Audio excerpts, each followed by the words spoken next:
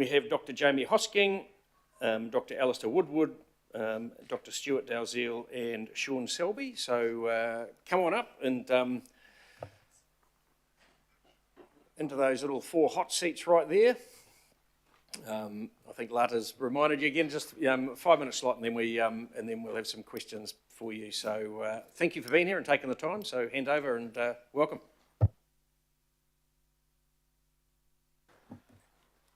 Kia ora koutou. So I'm Jamie Hosking. I'm a public health doctor at the Waipapa Taumatoro at the University of Auckland, and also here today is Dr. Stuart Dalziel, who is a paediatrician at Starship Hospital. Professor Alistair Woodward is from the University of Auckland as well, and Sean Selby from the National Public Health Service. We have a presentation. I'm just working out how to get that going.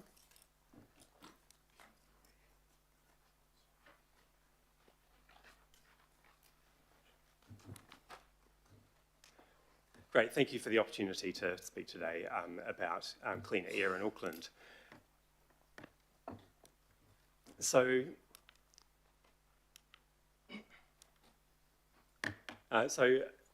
Alistair and Sean and I are part of this organisation, Healthy Auckland Together. You might have heard of us. We are a coalition of over 20 organisations with this goal of working together to create conditions where our communities can be healthy in Auckland. We have a couple of focus areas. One of them is around transport, and we've just published a position statement relating to transport and air quality and health last month, and then a report just come out this month on that topic as well. You might remember this report from a couple of years back, which was looking at air pollution in New Zealand, and this is the report that showed that over 3,000 people die from air pollution every year in New Zealand, and that's only slightly less than the deaths from smoking. So most of that is from motor vehicles, and that's because when vehicles burn fuel, then out of the tailpipe comes harmful gases and fine particles. We breathe those pollutants in, and they get right into the innermost part of our lungs where they cause harm. They also get across into our bloodstream as well, where they can cause inflammation and health problems like heart disease, stroke, lung cancer, and in our kids can cause asthma. Just looking specifically at the impacts here in Auckland and the impacts specifically from traffic pollution, there are over 700 deaths every year and almost 4,000 people being hospitalised. And 90% of people living in Auckland are breathing in air that has pollution levels that exceed the international guideline levels set by the World Health Organization. Stuart. So kia ora, my name is Stuart Dalziel. I'm the Cure Kids Chair of Child Health Research at the University of Auckland, where I'm Professor of Paediatrics and Emergency Medicine. And for my sins, I also work as a paediatric emergency physician at Starship Hospital. So I very much see the end impact of this. And the disease I probably see the most is actually asthma in children. So our prevalence here in New Zealand is one of the highest internationally. 1 in 7 children have an asthma inhaler, and the rates of hospitalisation due to asthma are again some of the highest in the world. And those kids that carry the greatest burden of those are the kids that do the worst in our child health statistics. So that's the kids from the poorest parts of our society, Māori and Pacific. And when you look at how many asthma attacks we should have, the international standard of that is a 0 tolerance of asthma attacks. So essentially, we should be driving to the fact that we have no asthma attacks in children and adults who are asthmatic. Internationally, pollution probably leads to 5 to 10% of asthma presentations to hospital. Here in Tamaki Makaurau, that is 7%. So we have a real opportunity to reduce what is an incredible burden on our children. And I could say the same thing about COPD, about heart disease, about asthma in adults. I've just picked this one topic as an example.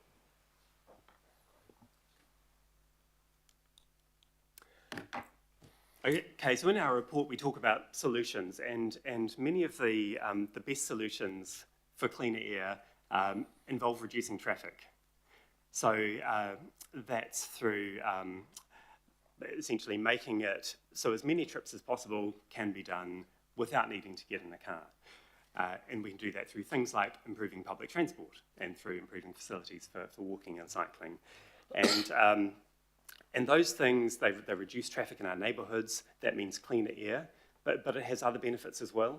It means less noise in our neighbourhoods. It means that our streets are safer to cross, especially for our kids. It means that we know on streets with less traffic, neighbours tend to know each other more, so it means stronger communities and less greenhouse gas emissions as well. So a number of other benefits. And we can get these benefits from intensification around rapid transit as well, but we need low emission zones around to go along with intensification. And that's because where we have a really high concentration of population, it's especially important that we have clean air. So Auckland Council is already making progress on a number of these things, which of course is great, but there is a lot more that can be done. Time of use charging is a really important tool for reducing traffic and meaning cleaner air in the central city. But we would say it's really important that the revenue from time of use charging is spent on improving public transport and improving walking and cycling facilities, and particularly prioritising the lower income parts of the city, because those are the areas where people find it hardest to afford the cost of running a car. Making public transport cheaper or free also helps to address those cost of living concerns, and electrification also has a really important part to play. Kia ora, thank you. We'd love to hear any questions that you have. Thank you, gentlemen. Okay, questions? So, Ken. Well, thank you. I'm the first. Just to sort of, just my thinking as you were talking, you said we have the highest air pollution or people from asthma due to air pollution in some of the world, but we're on an isthmus with two oceans blowing either side, and you've got all these other countries like places like LA and Shanghai, where I've been, and places like that, which have, I would thought, far more. And then the last thing just on top of that was in 1968 through to about 70, 80, I carried I carried an asthmatic inhaler on me all the time and suffered from asthma. Is this me? I carried an asthma inhaler on me the whole time. And then without any medicals, it's just, I don't anymore. I don't get it anymore. And yet the pollution now surely is worse than when I was a kid. No, so firstly, what I said, I may have not made that completely clear, but I said our overall rate of asthma in New Zealand is the highest in the world, and 1 in 7 children having asthma. Our rates of pollution caused by asthma is at 7%, where internationally it goes from 5 to 10%. So some of the examples of those cities that you gave, they're more at the 10%, we're at the 7% level. From that point of view, we're not as good as what we could be from that point of view, but the fact that we have a lot more children in this country having asthma means that when you multiply that by 7%, we have as a proportion of our society a lot more children exposed to asthma being driven by pollution. Where if you had a small amount of actually asthma in your society overall, but you were more at the 10%, you would still be under our level of what we currently have. And you're right, the greatest burden of asthma is exactly the example that you give. It's actually in our paediatric population. So this is not something that affects adults as much as it affects children. If we look at asthma presentations to hospital, they are 4 times higher in the paediatric population than they are in the adult population. So there are lots of stories of people growing out of it. But children die in this country every year because of asthma. And so we really need to take this seriously and do something about it. Thank you. Thank you. Julie. Kia ora, fellow asthmatic here too, Ken. I was interested in whether, and this is really good, and thank you for putting it in front of us, and I recall your presentation last term as well, and I wondered if you had any information about specific parts of Auckland where the air quality may have improved, partly as a result of electrification or taking more petrol vehicles off that stretch of road? I guess particularly I'm thinking about the Queen Street Valley. Did you have any information about that in particular? I've noticed personally, just completely anecdotal, that I have found the air quality in the city centre better over the last 10 years than it used to be. Yeah, did you have any information on that particularly? Or is that something you could come back to us on, perhaps? We know that Auckland Council Research Office has done a recent report, and it's found that due to many causes, that nitrogen dioxide has reduced a significant amount in Queen Street Valley. However, in adjacent streets that still have heavy car throughput, such as Commercial Street, that hasn't changed. So there has been changes around that. Thank you. Okay, thank you. Just a reminder too, if you're wanting to ask a question or speak, can you use, if you can, and sorry, not to you guys, this is to our councillors, if you can use resolve, because it's really tricky for the staff watching for hands and watching for resolve, and it all gets out of order. So let's use the Flash Harry stuff that we've invested in and to use that. So, Lotu. Kia ora, thank you for your presentation. I, alongside Councillor Alf, represent the Manukau ward, and that's an area of high deprivation where people have very few transport choices and the lowest tree canopy cover in the city. Could you talk a bit more of the facts and figures that you have around how all of that disproportionately then affects people, like the people in my ward that I represent, in terms of those figures and the death figures? Kia ora. I think it's common sense.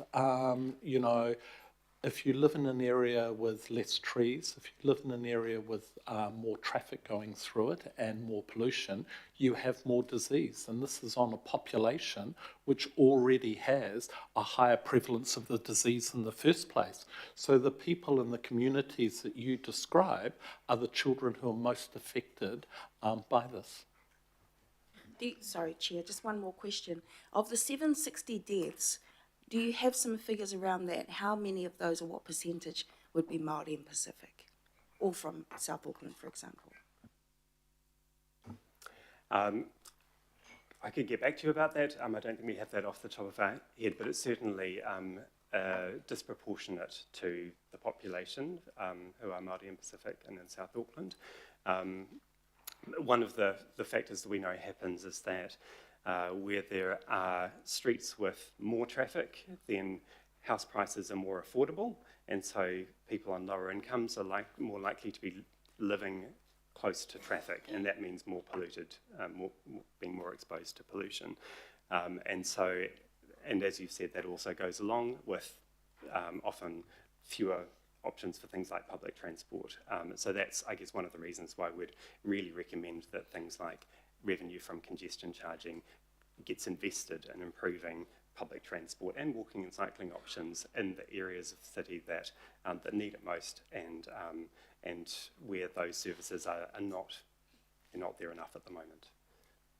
Kia ora, thank you. Thanks, Chair. Thank you. John Senior. Thanks for your presentation. 3,300 deaths a year attributable to air pollution. In any other circumstances, that would be a national outrage. So I'm just wondering, in terms of the perception of that, that disturbing statistic, because I would suggest that for a lot of people, the perception is the other way, that our vehicles now are subject to more stringent checks. The number of vehicles you see belching diesel or something, while you still see the odd one, not nearly as prevalent as they used to be. Certainly a bigger population. So I just wonder what your view is of that startling, disturbing statistic, and the kind of rather ignorant or low-key response or awareness? Thank you. Yeah, that's a very good point. It's a big number and it's surprising. It's partly, I think, that these are deaths that are not car crash deaths. You know, they're not dramatic and acute. They're people, the children who have asthma who die. They are people who get heart attacks, you know, before the age of 60 or 70 and die. So they are not notable in the same way, you know, the dramatic car crash might be. But that doesn't mean they don't occur. I mean, I was part of the group that did the Happens study, and we went over and over and over the statistics to make sure that we got it right. And I'm absolutely confident that we did. So it's a real problem. We're a bit like, you know, the boiling frog example. We live with traffic all around us and get used to it. But you go to other cities in the world and you realize it doesn't need to be like this. I've spent 6 months recently in Berlin, where there are so many choices in terms of public transport and good infrastructure for bicycles that people drive cars seldom. And it could be the same here. While you point out that we've got more efficient vehicles, that's quite true. But we've got many more of them than we used to have. And also, they're getting heavier.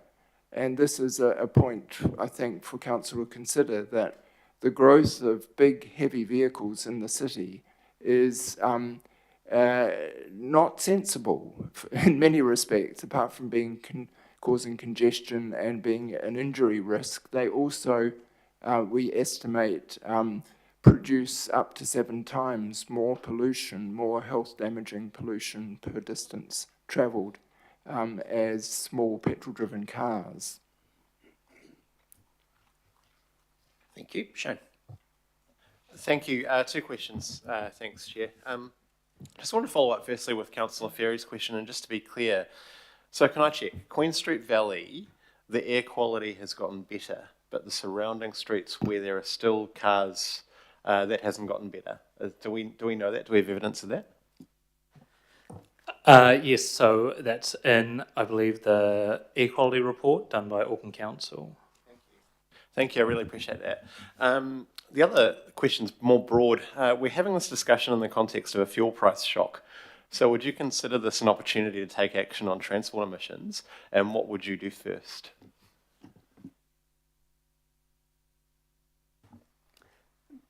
That's very relevant, and absolutely. I mean, we're recommending that the actions are things that reduce traffic, and you can see from Queen Street how much of a difference that makes if you do reduce traffic, and shifting to improving other modes, public transport and walking and cycling. Of course, they're so much more fuel efficient to use, and so if we want to reduce fuel consumption, then making it so much easier for people to use walking, cycling and public transport makes absolute sense. And also, if we want to reduce the cost for people, then I think there was just an Auckland Transport statistic coming out saying that public transport use for a trip into the city is half the cost, even currently, for people than driving. So if we can make it easier for people to use public transport, or even make it free or cheaper, then that's a great thing for cost of living as well. And it future-proofs things, right? We need to be thinking about the next oil crisis as well. Presumably that's going to happen too. Thank you, really appreciate your work. Thanks, Chair. Thank you. Richard. Kia ora, and I do have the figures on our State of the Environment report for Queen Street specifically. So the reason why we removed or discouraged vehicles from Queen Street and electrified the bus fleet first was because Queen Street Valley had more than 200% more pollution than the rest of the region. So Queen Street was twice as bad, the worst street for pollution, as well as the most pedestrians of any street in the whole of New Zealand. So did you know that Since we've removed or reduced cars in there, it has halved. So now Queen Street air quality is around the same as the rest of the region, like significant. Did you know that AT are encouraging or cars back into that corridor? And what do you think would be the change to the people living and using that corridor now that cars are being reintroduced to that space? Are we putting people's lives at risk? It doesn't seem a sensible move from my point of view. And I think the Queen Street example is a really good one to show the power of taking action to reduce traffic in the city where there are a lot of people exposed. So I guess on the facts, would you say that the residents and people using that street, young and old, will be at far more risk now if cars are encouraged back into that corridor, considering there's about 10 times as many people as cars? Yes. Desley. Thank you. First, thank you all for the work that you do for Auckland's children and the health of our wider rohi. I really appreciate that. A quarter of Auckland Transport's bus fleet is electric. In fact, we have the highest figure in Australasia. So we're kind of doing quite well in that space. Obviously, there's more to go. Our train fleet is electric. But I suppose what I'm interested in, and of course we have a $50 fare cap, so going from the bottom up, and yes, Shane, I'm looking at you, the ongoing electrification, I think we're working towards that. They're making public transport more affordable. We're working towards that. I think PC 120 around accessibility, where people live and use public transport, is something that we're trying to do as well. But I'm interested in your last two, and I'm interested in how it's more specifically for me on the I think your children's statistic is horrific. The asthma statistic is horrific. I've always known we were quite high for asthma here, and I kind of thought it was all sorts of other things as well. I didn't realise it was probably so aligned with, well, you're telling us it's so more aligned with emissions. So if children were your priority, which of these things would you go for as a priority to try and help our children first? If children are my priority, I'm a paediatric emergency physician. So what I would think about, all those things are going to contribute. There is no magic bullet. If there was a magic bullet, people would have told you that beforehand, and you guys would have had the common sense to do that as well. So it's going to take all those little things in order to improve things.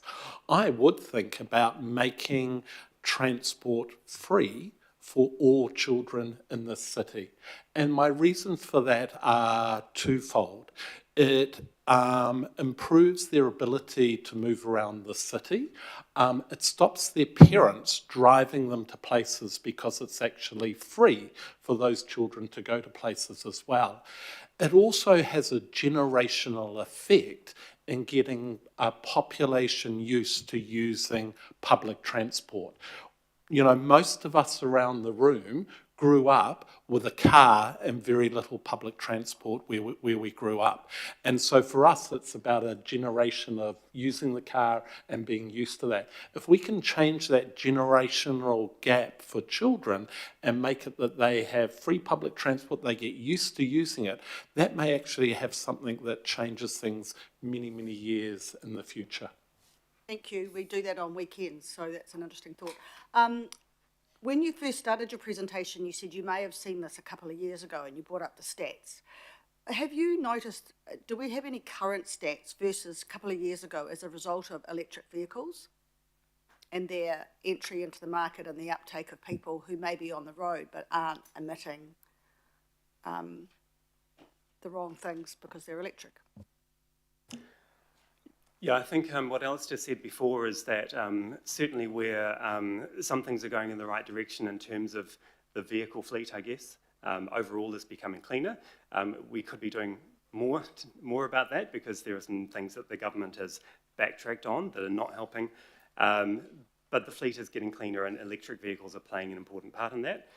They're not necessarily perfect because even electric vehicles actually produce air pollution, and that's from brake wear and tyre wear. So if we want to minimise air pollution, then yes, they're a helpful step, but they're not addressing all of the air pollution, and they're not addressing the kind of need to reduce traffic for all of these other kind of benefits that come from that as well. So that still means that public transport and active transport probably push us more strongly in the right direction. Thank you. Thank you. Morris? Yeah, I just wanted to make a comment about the danger of comparing us with other cities, because I hear all the time, oh, you need to look at Amsterdam or you need to look at Berlin. I just had a quick look. Berlin has just over twice, nearly 2.2 times our population, but in only 891 square kilometres, which is Auckland's 5.5 times that. If you do the maths, the density of people in Berlin is 10.4 times the density of people in Auckland. So you can provide public transport. I got a big complaint once about we didn't have an underground railway system like Hong Kong. And I looked at an area of land between Parnell and Ponsonby and there were 7 million people. So when you compare other cities, it's really important you look at a density of 10 times that of what Auckland's got. And then you can provide a lot of the things that look nice and good. You try and do it with a population density of way less than a tenth.